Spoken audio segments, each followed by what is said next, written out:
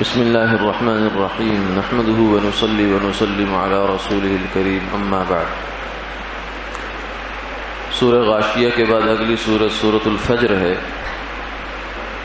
اس سورت کو سورہ فجر کہنے کی وجہ یہ ہے کہ اس میں اللہ نے فجر کے وقت کی قسم کھائی ہے، کیونکہ فجر کا وقت وہ ہے کہ جہاں ایک طرف رات کی انتہا ہوتی ہے اور آگے دن کی ابتدا ہوتی ہے۔ تو اس وقت میں انسان کے لیے بہت ساری خیر ہوتی ہے، اور یہ سبق اور پیغام ہوتا ہے کہ زندگی کے حالات میں بھی ایسا ہوگا کہ بعض دفعہ انسان مایوس ہو جاتا ہے، ایسی تاریکی ہے، ایسا اندھیرا ہے، کچھ سجھائی نہیں دیتا، کچھ سمجھ نہیں آتا، لیکن پھر بھی اس کے بعد ایک فجر طلوع ہوتی ہے۔ جیسے رات کتنی ہی طویل کیوں نہ ہو، لیکن اس کی بہرحال انتہا فجر پر ہے۔ اسی طریقے سے حالات کتنے ہی صبر آزما کیوں نہ ہو جائیں، کتنی مشکلات کیوں نہ ہو جائیں، لیکن پھر بھی اللہ نے اس کی انتہا رکھی ہے۔ تو اس لیے آدمی کو حالات سے دل تنگ نہیں ہونا چاہیے، بلکہ اللہ کی رحمت سے امید رکھنی چاہیے۔ آگے اس سورۃ مبارکہ میں جو ہے اللہ رب العزت نے انسان سے ایک شکوہ کیا ہے۔ شکوہ یہ ہے کہ جب اس کو اللہ کوئی نعمت عطا فرماتے ہیں، کوئی انعام عطا فرماتے ہیں، تو یہ کہتا ہے کہ یہ تو میرا حق بنتا تھا، ربی اکرمن، ہاں اللہ نے مجھے پروٹوکول دیا ہے، وہ تو مجھ کو دینا ہی چاہیے تھا، کیونکہ میں نے بڑی محنت کی تھی، میں نے بڑا کام کیا تھا، بڑا جو ہے یہ مشقت اٹھائی تھی، تو یہ تو مجھے میرا بنتا تھا۔ لیکن جب اللہ تعالیٰ کی جانب سے کچھ حالات میں تغیر آتا ہے، تبدیلی آتی ہے، تو پھر کہتا ہے کہ نہیں یہ تو میرے ساتھ بڑی زیادتی ہوگی، غلط ہو گیا۔ تو حالانکہ اللہ تعالیٰ کبھی کسی کے ساتھ زیادتی نہیں کرتے۔ اگر وہ کسی انسان کو ایک لقمہ کھانے کا نہ دیں، ایک گھونٹ پانی کا نہ دے، ایک سانس نہ دیں، تو کوئی زیادتی نہیں ہے۔ اللہ کے ذمہ کوئی واجب نہیں ہے، ہم نے کوئی پیسے جمع نہیں کروائے، اللہ کے ساتھ کوئی ہماری بارگیننگ نہیں ہوئی، کوئی ڈیل نہیں ہوئی کہ ہمیں یہ چاہیے یہ چاہیے یہ چاہیے۔ جو کچھ بھی ہے اس کا فضل ہی فضل ہے، ہمارا کوئی حق نہیں ہے۔ اگر وہ دیں تو ان کا فضل ہے، اگر وہ نعمتیں نہ دیں تو ہمارے ساتھ عین انصاف ہے، عدل ہے، یہ نا انصافی نہیں ہے۔ اس لیے انسان کو اس حوالے سے اپنے رویے پر نظر ثانی کرنی چاہیے۔ فرمایا کہ آگے پھر تم لوگ ہی تو وہ ہو کہ جو نہ یتیموں کا اکرام کرتے ہو، نہ مسکین کو کھانا کھلاتے ہو، بلکہ جو وراثت تمہیں کہیں سے ملتی ہے یتیموں کا مال، تو اسے کھا جاتے ہو، اور مال سے ایسی محبت کرتے ہو جس کی کوئی انتہا نہیں ہے۔ تو یہ انسان کی خرابیاں بیان فرمائی۔ آگے اس کے بالمقابل یہ فرمایا یا ایتھا النفس المطمئنہ، کہ ایک طرف انسان جب بگڑتا ہے تو وہ ایسا ہو جاتا ہے، دوسری جانب جب سنورنے پہ آتا ہے تو پھر ایسا ہو جاتا ہے کہ اللہ تعالیٰ اس کو کہتے ہیں اے نفس مطمئنہ۔ نفس کیا ہے؟ نفس ہم خود ہی ہیں، انسان بذات خود ہی نفس ہے، کہتے ہیں بنفس نفیس، میں نے یہ کام خود کیا، جسے ہم خود کہتے ہیں نا، خود، یہ ہم خود ہی جو ہماری ہے یہی نفس ہے۔ تو یہ جب انسان کا نفس خواہشات کے پیچھے پڑ جاتا ہے، یعنی انسان خواہشات کے پیچھے پڑ جاتا ہے، تو یہ نفس امارہ ہے۔ قرآن پاک میں اس کا بھی تذکرہ آتا ہے کہ اس وقت یہ برائی کا حکم دیتا ہے، پھر ایک وقت آتا ہے کہ اسے خیر کی بھی کچھ نہ کچھ سدھ بدھ ہو جاتی ہے، تو کچھ اچھے کام کرتا ہے، کچھ برے کرتا ہے، کبھی خیر میں چلا جاتا ہے، کبھی شر میں چلا جاتا ہے، لیکن اسے بہرحال یہ ہوتا ہے کہ مجھے خیر ہی کرنی چاہیے، برا کام نہیں کرنا چاہیے، اپنے آپ کو ملامت کرتا ہے۔ تو ایسے نفس کو نفس لوامہ کہتے ہیں۔ اس کی بھی قسم آئی ہے لا اقسم بیوم القیامہ ولا اقسم بالنفس اللوامہ۔ اور تیسرا درجہ یہ ہوتا ہے کہ نفس جو ہے اللہ کے حکم پر مطمئن ہو جائے، اس پر اس کو سکون آنا شروع ہو جائے، نماز پڑھ کر اس کو اطمینان محسوس ہو، تلاوت کر کے اس کو سکون محسوس ہو، اور اس کا جو دھیان ہے وہ آخرت کی جانب لگا رہے، ہر وقت اس کے دھیان اللہ ہی کی جانب ہو، شریعت پر استقامت کے ساتھ چل رہا ہو، اللہ کا اس کے دل میں ہر وقت دھیان ہو، یہ نفس نفس مطمئنہ ہے۔ یعنی یہ دنیا کے اندر جیسے اطمینان کی اس کو کیفیت حاصل ہے، یہ اطمینان بڑی اللہ کی دولت ہے، یہ دل کا جو سکون ہے یہ اللہ کی بڑی دولت ہے۔ اصل میں لکھا ہے علماء نے کہ ہم جتنی بھی دنیا کی چیزیں تلاش کرتے ہیں، اچھی سواری، اچھا گھر، اچھے تعلقات، اچھی جو ہے وہ PR، یہ سب کس لیے کرتے ہیں؟ ہم اصل میں اپنے جی کو اطمینان دینا چاہتے ہیں، تسکین نفس کرنا چاہتے ہیں، لیکن ان چیزوں کے اندر ہوتی نہیں ہے۔ اللہ نے تسکین نفس رکھی ہے کہیں اور، وہ ہے الا بذکر اللہ تطمئن القلوب، اللہ کی یاد میں دلوں کا اطمینان ہے۔ تو جب انسان یہ کرتا ہے تو اللہ اس کو اطمینان عطا فرما دیتے ہیں، پھر وہ جھونپڑی میں رہ کر بھی بادشاہ ہوتا ہے، پھر وہ پیٹ خالی ہے مگر اس کا دل بھرا ہوتا ہے، وہ اللہ کے شکر سے، اس کے جذبات سے اس کی زبان لبریز ہوتی ہے، دل لبریز ہوتا ہے۔ تو یہ نفس مطمئنہ ہے، یہ دنیا میں رہتے ہوئے جنت کے مزے پاتا ہے۔ پھر اس کو اللہ تعالیٰ کی طرف سے یہ خوشخبری ہوتی ہے، ارجعی الی ربک راضیۃ مرضیہ، اے میرے بندے، اے نفس مطمئنہ، تو اب آ جا، واپس آ جا، پلٹ آ۔ ارجعی کا مطلب پلٹ جاؤ، یعنی جس جگہ سے تم چل کے آئے تھے وہ عالم ارواح تھا، اللہ تعالیٰ کے پاس سے تم آئے دنیا میں، اب تمہارا وقت آ گیا ہے کہ واپس آ جاؤ۔ راضیۃ مرضیہ، تو اللہ سے راضی، اللہ تجھ سے راضی۔ اسی لیے فرمایا نا کہ نفس مطمئنہ وہ بھی ہے جو اللہ کی عطا پر راضی ہے۔ اگر اللہ کے بارے میں ہم نے یہ جاننا ہے کہ اللہ اس وقت ہمارے بارے میں کیا جذبات رکھتے ہیں، کیا وہ ہم سے راضی ہیں یا نہیں ہیں، تو آدمی کو دور جانے کی ضرورت نہیں، بلکہ اپنے آپ پر غور کر لے، اپنے دل سے پوچھ لے۔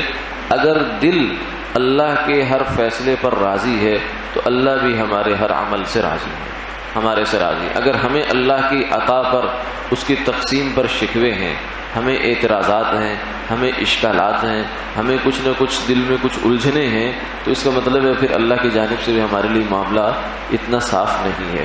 آگے فرمایا فادخلی فی عبادی وادخلی جنتی، اے میرے بندے، میرے نیک بندوں میں تو بھی شامل ہو جا، وادخلی جنتی، اور میری جنتوں میں داخل ہو جا۔ یہ ہے انسان کی کامیابی اور یہ ہے اس کی منزل جس کے لیے وہ دنیا میں آیا ہے۔ دنیا میں وہ مال و دولت اکٹھا کرنے نہیں آیا، یہ تو ضرورت ہے، مال ایک ضرورت ہے، اصل دولت یہ ہے جو انسان کے ساتھ اس کی قبر میں جائے گی، حشر میں جائے گی، اور اس کے بعد جنت میں اس کو داخل کر کے آئے گی، یہ ہے اصل دولت۔ آگے سورہ بلد ہے، اس میں اللہ رب العزت نے مکہ مکرمہ کی قسم کھائی ہے، لیکن مکہ کی قسم کس لیے کھائی؟ لا اقسم بہذا البلد، فرمایا کہ ہمیں اس شہر کی قسم ہے۔ وانت حل بہذا البلد، اس شہر کی در و دیوار کی قسم نہیں ہے، بلکہ مکان کو شرف مکی سے ہے۔ مجنو چلا گیا تو جنگل اداس ہے، یعنی مکان کی کو جو اعزاز ہوتا ہے، عزت ہوتی ہے، وہ اس وجہ سے اس کے اندر جو مکی رہتا ہے اس کی عزت ہے۔ وانت حل بہذا البلد، میرے محبوب آپ چونکہ اس شہر میں رہتے ہیں اس لیے ہم اس شہر کی قسم کھاتے ہیں۔ آگے فرمایا لقد خلقنا الانسان فی کبد، انسان کو ہم نے مشقت میں پیدا کیا، یعنی جو دنیا ہے، دنیا کی زندگی یہ مشقت کے ساتھ جڑی ہوئی ہے، اس لیے فرمایا کہ دنیا کی زندگی کبھی جنت نہیں بن سکتی۔ جو آدمی اس کی کوشش کرے گا وہ بیچارہ بہت مایوسیوں کا شکار ہوگا، بڑی مشکلات کا شکار ہوگا، کیونکہ دنیا کا اللہ نے ڈیزائن ہی کچھ ایسا رکھا ہے کہ اس کے اندر کبھی مکمل طور سے آپ راحت میں نہیں جا سکتے، جسمانی اعتبار سے، ذہنی اعتبار سے۔ تو اس لیے اس دنیا کو جنت بنانے کی کوشش بھی نہیں کرنی چاہیے۔ دنیا گزارے کی جگہ ہے، جتنا اللہ تعالیٰ دے دیں، دال روٹی دے دیں اس پہ گزارا کر لو، گوشت پلاؤ بریانی دے دیں اس پر اللہ کا شکر ادا کر لو، ہر حال میں آدمی شکر کرتا رہے تو اللہ تعالیٰ اس کی نعمتوں میں اضافہ بھی کرتے ہیں اور اسے کم سے کم ذہنی سکون ہوتا ہے۔ شکر نہ کرے تو اسے ذہنی سکون بھی نہیں ہے، وہ پھر غیر مطمئن رہتا ہے۔ شکر کا مطلب ہے یا اللہ تو نے جتنا دیا تیرا شکر ہے، تیرا انعام ہے، مزید یہ بھی عطا فرما دے تو اچھی بات ہے، نہ بھی دے تو پھر بھی تیرا شکر ہے، جو دیا ہے اس کا تو شکر ہے۔ اس وقت اگر آپ دیکھیں، غور کریں کہ ہم میں سے ہر بندہ تقریباً اس کے پاس وہ نعمتیں ہیں جو کسی زمانے میں بادشاہوں کے پاس نہیں ہوتی تھی۔ بڑے سے بڑا دنیا کا بادشاہ کیا اپنے اوپر ایسا خودکار طریقے سے ہوا کا نظام قائم کر سکتا تھا؟ نہیں کر سکتا. اس کے لیے بندے کھڑے کرنے پڑتے. اس کے بڑے سائز کے پنکھے ہوتے تھے جو دربار میں ہر وقت بندے اس کو جھیلتے رہتے تھے, پنکھے لگاتے رہتے تھے. یعنی اگر وہ خلوت میں جانا چاہتا ہے تو پھر ہوا نہیں ہے, اگر ہوا ہے تو پھر خلوت نہیں ہے. تو یہ بادشاہوں کے ساتھ بھی اتنی بڑی نعمتیں ان کو نہیں تھی جتنی اس زمانے میں ہمارے پاس ہے. لیکن اس کے باوجود ہم ایک غیر مطمئن زندگی گزار رہے ہیں. کیوں؟ اس لیے کہ ہم آگے کی دوڑ ہے, آگے کی دوڑ ہے, یہ بھی ہو جائے, یہ بھی ہو جائے, اور جو کچھ ہمارے پاس ہے اس کے اوپر اطمینان نہیں ہے. اللہ کا اطمینان نہیں مطلب اللہ کا شکر نہیں ہے. شکر ادا کریں تو اللہ تعالی ہمیں نفس مطمئنہ بھی نصیب فرما دیں گے. آگے اگلی صورت جو ہے سورہ شمس ہے, جس کے اندر اللہ تعالیٰ نے تقریباً 8 یا 9 قسمیں کھائی ہیں مختلف چیزوں کی, سورج کی روشنی کی, چاند کی, اور دن کی, رات کی, آسمان کی, زمین کی, نفس کی. اور پھر اس کے بعد آگے فرمایا قد افلح من زکاہا, کامیاب ہو گیا وہ آدمی جس نے اپنے نفس کا تزکیہ کر لیا. نفس کا تزکیہ کیا یعنی انسان کے اندر اللہ نے دونوں قسم کی صلاحیتیں رکھی ہیں, برائی کی جانب جانے والی بھی اور اچھائی کی جانب جانے والے بھی. برائی کی جانب جانے والے جو جذبات ہیں ان کو مغلوب کر لے آدمی, ختم نہیں ہوں گے. بالکل ختم کرنا شریعت کو بھی نہیں چاہیے کہ آدمی کے اندر سے غصہ ختم ہی ہو جائے, شہوت بالکل ختم ہو جائے, وہ لکڑی بن جائے. نہیں, اللہ تعالیٰ کہتے ہیں جذبات رہیں گے لیکن ان جذبات کو میرے حکم کے تابع کر کے چلانا ہے تم نے. تو جو شہوتیں ہیں, قوتیں انسان کے اندر ایسی ہیں, 2 قسم کے انسان کے اندر قوتیں ہیں جو اس کو خراب کرتی ہیں. ایک قوت غضبیہ ہے, ایک قوت شہویہ ہے. یعنی چیزوں کو حاصل کرنے کی خواہش, چاہے وہ جنسی طور پہ ہو, چاہے وہ پیٹ کے لیے ہو, چاہے وہ پہننے کے لیے ہو, یہ سب قوت شہوت میں آتی ہیں. اچھا مکان, اچھی گاڑی, اچھی بیوی, اچھی جو ہے پیسہ مال دولت, یہ قوت شہویہ ہے. اور ایک قوت غضبیہ ہے جو ملی ہے ہمیں جانوروں سے. اس کے اندر کیا ہوتا ہے؟ اپنے آپ کو اونچا رکھنے کا جذبہ, اپنی ٹانگ اوپر رکھنے کا جذبہ کہ میں سب سے اونچا ہوں, میری چودراہٹ, میرا سب کچھ. اس سے پھر آگے غصہ پیدا ہوتا ہے, تکبر پیدا ہوتا ہے. تو یہ 2 قسم کی قوتیں انسان کو خراب کرتی ہیں. ان کو جو ہے انسان اعتدال پر لے آئے اور اللہ کے حکم کے تابع کر دے. یعنی خواہش اس چیز کی کرے گا جو اللہ چاہیں گے, غصہ اس کام کے لیے کرے گا جس کو اللہ چاہیں گے. تو یہ پھر آدمی کا نفس کا تزکیہ ہو جاتا ہے. تو یہ فرمایا کہ جو بندہ یہ کام کرے گا یہ کامیاب ہوگا, جو نہیں کرے گا وقد خاب من دساہا, وہ بڑا بیچارہ ناکام, دنیا میں بھی پریشان رہے گا, آخرت میں. اور یہی بات جو ہے اگر جب نفس کا یہ تزکیہ ہو جاتا ہے تو پھر یہ نفس مطمئنہ بن جاتا ہے. تو پیچھے ابھی ہم نے پڑھا یا ایھا النفس المطمئنہ, وہ ایسے ہی بنتا ہے کہ اس کا تزکیہ ہو جاتا ہے. پھر یہ بات بھی ذہن میں رکھنی چاہیے کہ یہ تزکیہ نفس صرف تقریر سننے سے نہیں ہوتا, کتابیں پڑھ لینے سے نہیں ہوتا, معلومات زیادہ کر لینے سے نہیں ہوتا, کیونکہ معلومات شیطان کے پاس بہت زیادہ تھی. علم اور چیز ہوتی ہے, عمل اور چیز ہوتی ہے. یہ تزکیہ نفس ہوتا ہے انسان کا ان لوگوں کے ساتھ رہنے سے, ان لوگوں کی مان کر چلنے سے جن کا تزکیہ نفس ہو چکا ہوتا ہے. یہ اللہ تعالیٰ نے ایک صحبت کے اندر, یہ آپس میں مل بیٹھنے کے اندر ایک اثر رکھا ہے جو کچھ عرصے کے بعد انسان کے اندر وہ اثر ظاہر ہونا شروع ہو جاتا ہے. تو اپنے نفس کے تزکیے کی فکر آدمی کو رہنی چاہیے.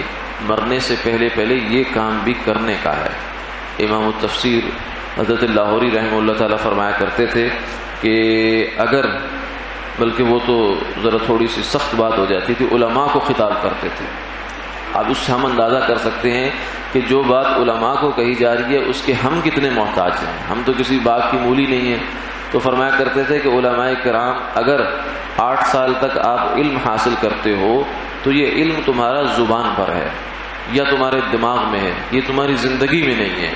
زندگی میں آئے گا تزکیہ نفس سے, کسی اللہ والے کی جوتیاں سیدھی کرنے سے. فرماتے تھے کہ اگر تم نے یہ تزکیہ نفس نہیں کروایا تو اللہ تعالیٰ کا ایک ہسپتال ہے جس کا نام جہنم ہے. جب تک نفس پاک نہیں ہوگا جنت میں داخل نہیں ہوگا.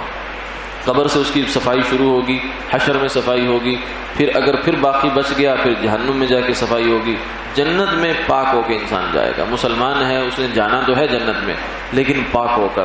تو فرمایا کہ دنیا میں اپنی صفائی کروا لو ورنہ آگے جا کر اس کی صفائی بہرحال ہو رہی ہے۔ سمجھدار آدمی وہ ہے جو برے وقت سے پہلے اس کا نظم کر لے اور اپنے نفس کو پاکیزہ کر لے۔ وآخر دعوانا الحمد للہ رب العالمین۔